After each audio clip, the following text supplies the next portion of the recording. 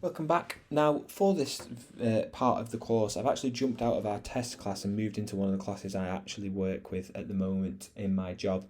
Now, obviously, there's some things I won't be able to fully show you because it's safeguarding and I can't show you certain kids' information. However, for me to show you how to provide feedback, how to grade assignments, and how to return them, I figured it was best for me to show you on some things I've actually worked on. So, as you can see from the last part of the course where I mentioned having a finished assignments tab, it works really well because obviously when something's done, let's say the end of unit assessment, which is in here, I can literally click and drag it into finished assignments, and then the students know that these are the things that are already done. Now, I'm going to quickly look at this task sheet. This was an assignment that I assigned to some students when I was off. I had to self-isolate for 9 days, so I had to make sure that all of these students had work to complete, even though I wasn't here. As I mentioned in the last one, you can see that it was assigned to 24. 23 have turned back in. One student wasn't in, so he didn't return it. When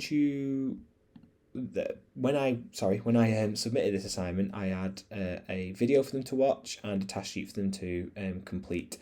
I put some instructions in for them, a due date, obviously the title, all things that we talked about in the last video. And when I saw these, this is what happened when they turned it back in. So I can see that all these students here have turned in the work, and here is little thumbnails to show what our students' work look like. So I'm going to pick one. And show you what it would look like for me to actually provide some feedback on this piece of work. So in this piece of work, they were asked which passwords they thought were good. They were told to highlight them and provide some information as to why underneath. I can see the Google Doc they've worked on, and I can see a lot of different information here. Because obviously this is the teacher view. I can click on this and see the list of all the students underneath.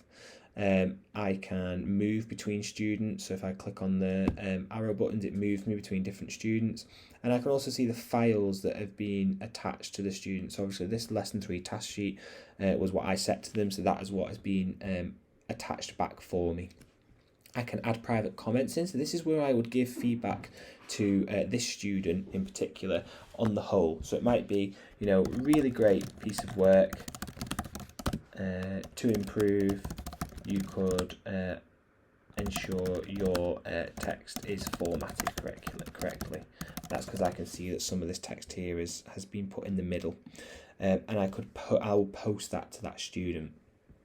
You have an option here for something called a comment bank, and this is where you can save things that you're going to use over and over. So for example, SP for spelling, and then you can just copy and paste it in rather than constantly typing it, or any other sort of banks of phrases that you're going to be using when you're providing feedback to your students. If I go back to files, I can also provide feedback on very specific things within this document, and this works on every single Google product, so docs, slides, sheets, and I'll show you a slides example after this. For example, this password here is obviously not a secure password. It's QWERTY123456. However, this student has said that he thinks it's an appropriate password as it has capital letters and numbers. If I want to comment on this specific part of the document, I can go to the top here and find a button that says add comment. If I highlight this specific one here, so highlight QWERTY123456 and add this, I get the add comment button that pops up on the right. If I click on that, I can add a very specific comment to that student and say, take another look at this. Do you think it has all of the requirements of a strong password? Can you remember the 3 things we talked about? And I can click comment, and that will attach itself to that part of the Word document. So when the student gets it back, they will see bits highlighted, and when they click on them, it will show them the comment. And what the student can then do is they can reply back to you if they need clarification, or they can reply back to you to say it's done. And when the student has made the changes or responded to the feedback, you can click on this tick button and it will mark as solved. You can still get access to this within your comments, but it just allows you to see what has been done and what hasn't been done. So for example, let's go to this one. This is right, it's a secure password. Great answer. This includes capital letters, symbols and numbers. Comment. And you could comment on this bit here. So secret is not a secure password. Password is not stable as there are no numbers and it's too generic and easy to guess. I might want to comment on this specific answer that he's given. Great answer. And you can start to see how you could have a Google Doc that your student has submitted, and you can go through and provide comments and feedback on their assignments. Now, if this assignment was graded, you would have a grade at the top here that you can give your student. So let's say this was out of 20, you can give it out of 20, and then you would click return like this, and it will return the document back to your student so they can see the work, see the comments that you've given them. I would then, when I'm marking, move on to the next student by clicking on this, and I can again go through, highlight and comment on things, giving them feedback on their assignments. If these things were graded, you would get a grade in the column here. In fact, let me show you one that has been graded so that you can see it a little bit better. Let me find my year 8 class. So they did a PowerPoint that they had to work on throughout the unit and then submit back to me. So if I go to this here, I can see I've had 27 returned because I assigned it to them. They've turned it into me. I've provided feedback and returned it to them. As you can see, I get all of my student thumbnails up. I get all the student names down the left hand side, and I can see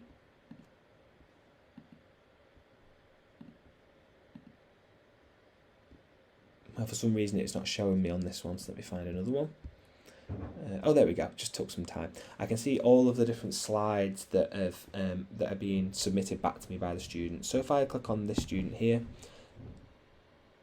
I can see that I've given them 27 out of 30 based on a rubric, which I'll go through in a minute. And in a minute, I didn't make any specific comments on this because, as you'll see in the next topic when we look at rubrics, they provide the comments for you. So kids can go on, see what comment has been given to them and how they can improve. But this, again, if I wanted to, I could go on this and I could highlight it and produce a comment. One of the final things to show you about providing feedback, grading your assignments and returning them is actually being able to return the assignment back to the student. What that actually does is it gives them a notification. It says that your teacher has looked at your work and has returned it to you. Have a look, basically. So what I can do is, once I've gone through all my students and I've provided feedback or I've given them scores based on a rubric, I can then actually press the return button here. So it's blanked out for me as I've already done it. You can either return individually or you can drop down this arrow and it will say return multiple submissions. And that's just what I usually do, is I'll mark a whole class and then I'll click that drop down and return all of them at the same time. What that does is it allows the students to see what you've commented and said to them. And it allows them to actually do any revisions to the work and send it back to the teacher so you can look at it again. So it's really good for continuous assessment.